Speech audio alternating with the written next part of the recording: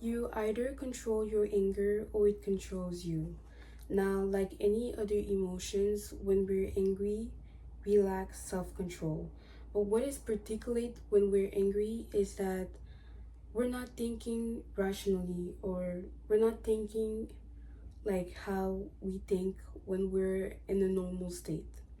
So, most of the time, we're only thinking about the action or the moment. Like if I'm angry right now, I'm only thinking about what is making me angry. I'm not necessarily thinking about how and why I should react a certain way, right? So we tend to react badly in a way that will hurt us or the people around us. So let's say I'm angry at somebody, and at this moment I'm only thinking about doing something that will impact them or me in a negative way. All right. um so let's say I'm angry at somebody, and I just a bad thought is passing through my head, and I insult them, right? So I insult the person in front of me, and then at the moment I'm going to feel relief because I've got that out of my chest. But the impact, the consequences afterwards is something that is going to stay, right? So I insulted them. Okay, we both went our ways, and I'm thinking about it 1 or 2 days later, and I'm like, oh my god, what did I just do? So I called the person, I apologize. The person, agrees. The person, you know, um, accept my apology, but it doesn't change the fact that I still insulted them. Now, we're humans, we all make mistakes, we're not perfect, but depending on what I said, it's still going to hurt the person, what I've done, right? So even if they do forgive me, what I said when I was angry mattered in the end, because I didn't just invent something in my head. I probably said something that I've thought for a long time, but then I spat it out in a wrong way during an argument, instead of just, if I thought a certain way, just telling the person in a nice way or being honest and straightforward with that person. So what happens when we lack self-control is that we think about the action and not the impact it's going to make long term, right? And the more and more you allow yourself to lose self-control, not only with anger but a lot of other emotions, you have less control over yourself and what you do, and that is going to impact you and the people around you. So I think that's, it becomes to a point where it becomes dangerous, right? um at every point in life, it's important to have a certain control over what you do in life.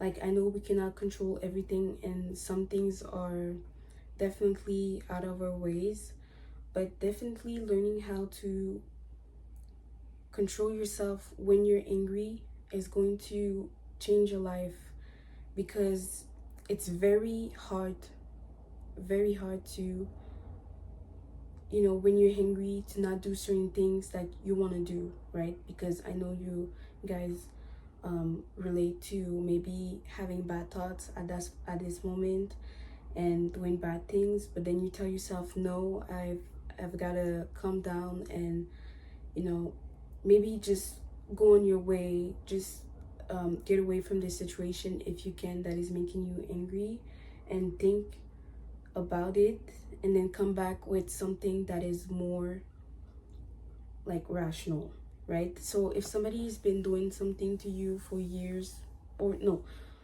if somebody's been doing something to you for a few days and you don't like that, and then you're angry about that situation because you accumulated um you just grew tired of the people doing the same thing over and over again, and then you're like, oh, you never talk to them about it, or you never show a sign of being annoyed before. If you just lash out on the person, they're not going to understand where it's coming from. So so instead you could just get away from the situation and then come back and say, hey, you've been doing that for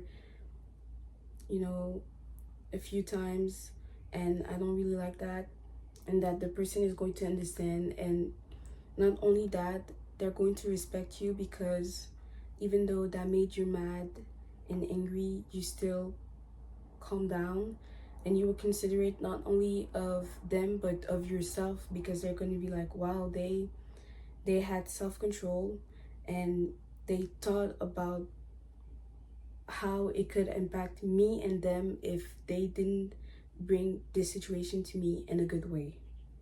So of course it's a learning situation.